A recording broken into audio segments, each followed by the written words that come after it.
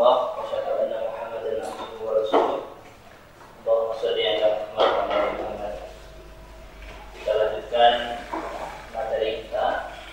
Kemarin kita telah membahas tentang tauhid, tentang menjadikan Allah Subhanahu wa taala satu-satunya sesembahan dan juga menjadikan Allah sebagai tempat bersandar, satu-satunya tempat yang tidak akan pernah mengecewakan. Kalau kita sandarannya kepada manusia pasti akan kecewa. Kalau kita sandarannya kepada lembaga pasti kecewa.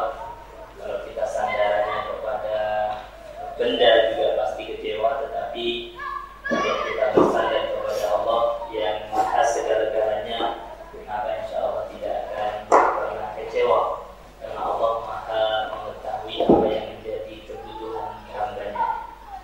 Maka dari itu, supaya tauhid kita itu tidak bermasalah, supaya tidak cacat dan juga sampai bisa mencapai kadar batal, dan ketika syahadat sudah batal, tentu amal-amal yang lain itu tidak ada gunanya.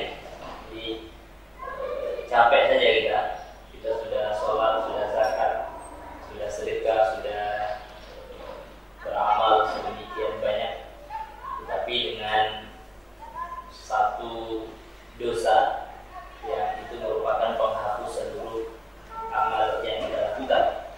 Maka lawan dari tauhid adalah syirik. Kemudian syirik ini dibagi, yang pertama ada syirkul akbar, ini syirik besar. Yang kedua ada syirkul afdhal, syirik kecil. Nah, kalau syirik kecil tidak terlalu rumit dalam membahas. Salah satunya riya. Riya itu juga merupakan syirik. Kenapa kita masih tersanjung dengan pujian manusia, dengan kita pamer, memamerkan sesuatu, itu merupakan syirik kecil. Tetapi memang kalau syirik kecil itu tidak sampai ke pembatal syahadat, tidak sampai menghilangkan seluruh amal, hanya amal itu yang tidak kita dapatkan.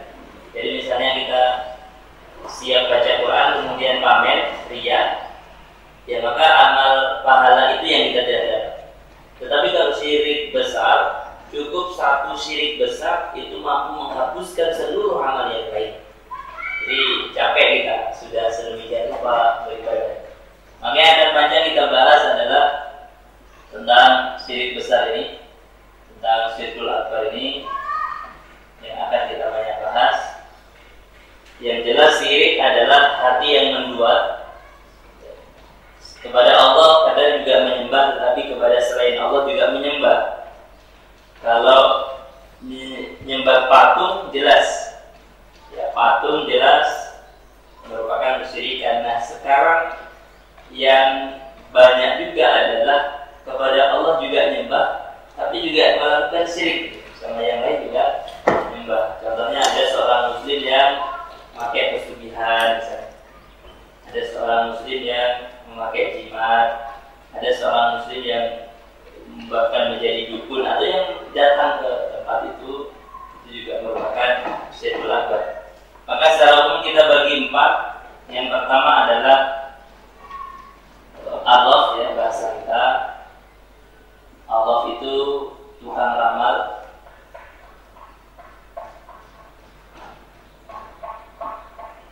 Allah itu tukang ramal.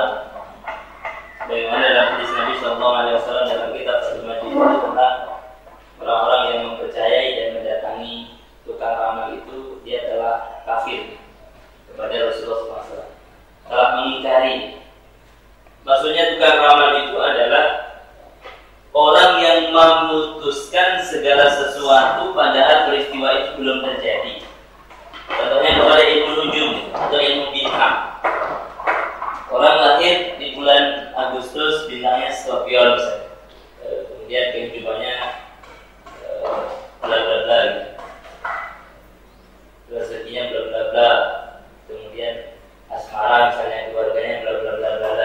disimpulkan. Dulu ada Mama Loren katanya di sebelum tahun 2012 ya, masih heboh dengan ketika reservasi tanggal lahir, bulan lahir, kirim ke sekian-sekian, dan ada balasannya, ada yang baik-baik, ada yang buruk-buruk, dan semua dalam rangka seperti itu merupakan syirik besar ya, karena itu adalah bagian dari ramalan. Atau ada orang meramal dari jarinya ya, lihat dari jarinya. Oh, kalau jarinya runcing-runcing, itu biasanya orangnya bahagia. Kalau jaringnya nggak runcing, besar-besar, itu biasanya sengsara. Apa hubungannya jari dengan masa depan seseorang?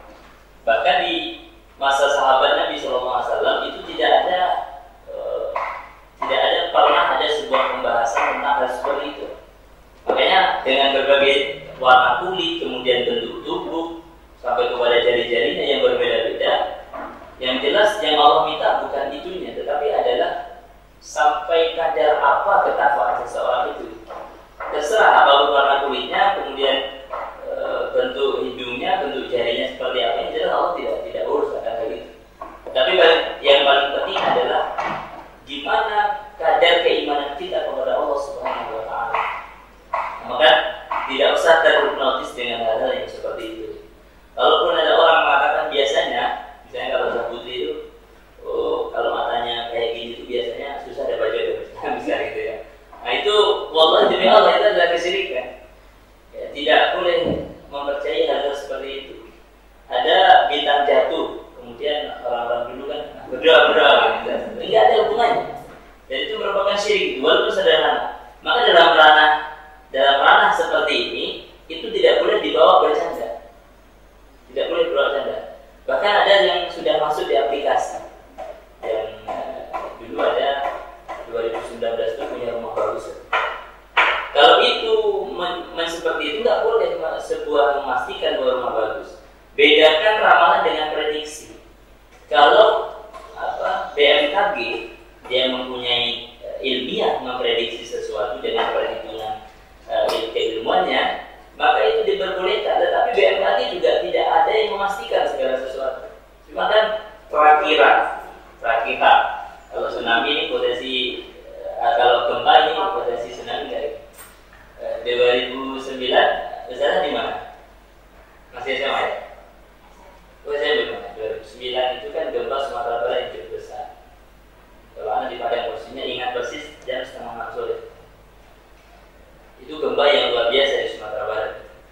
Kemudian tidak lama BMKG mengeluarkan informasi potensi tsunami. Walaupun kabar itu 5 menit setelah itu dicabut. Oh, tidak lagi potensi gitu. Yang namanya prediksi bisa benar bisa salah. Boleh memprediksi, boleh diagnosa. Kalau dokter punya diagnosa, sampai dokter itu mendiagnosanya adalah ini usianya biasanya udah tinggal 2 bulan. Kalau itu tentu juga nggak boleh sebenarnya. Tapi kalau mendiagnosa sebuah penyakit, biasanya kalau ciri-cirinya perut itu muter-muter, nah itu penyakit asam lambung misalnya. Sebuah diagnosa prediksi boleh sesuai dengan keilmuan. Tetapi kalau memastikan ya seolah-olah ada unsur meyakini, itu yang nggak boleh. Makanya hati-hati terkait dengan hal-hal yang berbau ramalan, walaupun hari ini sudah banyak dilegalkan dalam bentuk hal-hal yang lain, aplikasi dan lain sebagainya. Maka kita patut kepada maksudnya adalah tentang setinggi-tinggi rencana kita tetap akan kalah dengan takdir Allah. Itu suatu kepastian. Bahkan kalau kita mempunyai sebuah rencana yang kadang seolah-olah kita meyakini sebuah kewujudan, maka tentu juga tidak boleh. Maka segala sesuatunya kita harus tetap berpedoman kepada bahwa takdir Allah itu lebih kuat dari segala-galanya.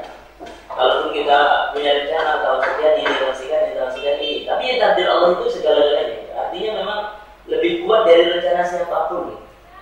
Seperti itu. Dan bisa jadi misalnya dulu ketika awal-awal kuliah nggak ada yang terpikir itu masuk keadaan sendirian, nggak ada. Gitu. Tapi takdirnya memang takdir ini. Walaupun contoh, mungkin ustazah rencananya ada gitu. Kalau lulus lanjut S2 lagi, atau rencananya kalau lulus kerja di perusahaan, kalau lulus jadi ini jadi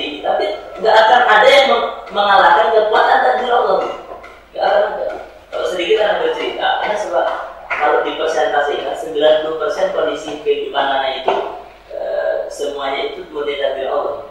Berarti anak itu tidak ada merencanakan 5 atau 10 tahun ke depan dari apapun, tidak sampai hari ini. Contohnya saya kisahnya gini, SD, SMP, SMK.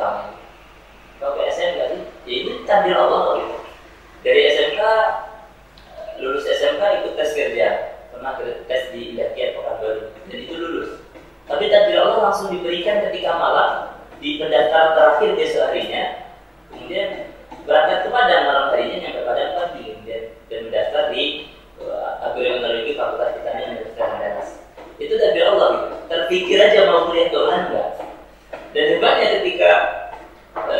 ketika selesai juga kenapa harus kemahat gitu? Kenapa enggak kerja sih gitu? Maksudnya kenapa enggak ke perusahaan atau perkebunan gitu? Dan memang dari perjalanan itu, kalau Anda lebih meyakini bahwa tugas kita itu sebenarnya sederhana. Kalau Anda lebih berprinsip bahwa ketika yang kita lakukan itu tidak bertentangan dengan syariat Allah, maka sesuatu kebaikan Allah akan berikan. Konsepnya sangat jelas sekali. Contoh dalam surat Al-Rahman, Hal jazaa'ul ihsani illa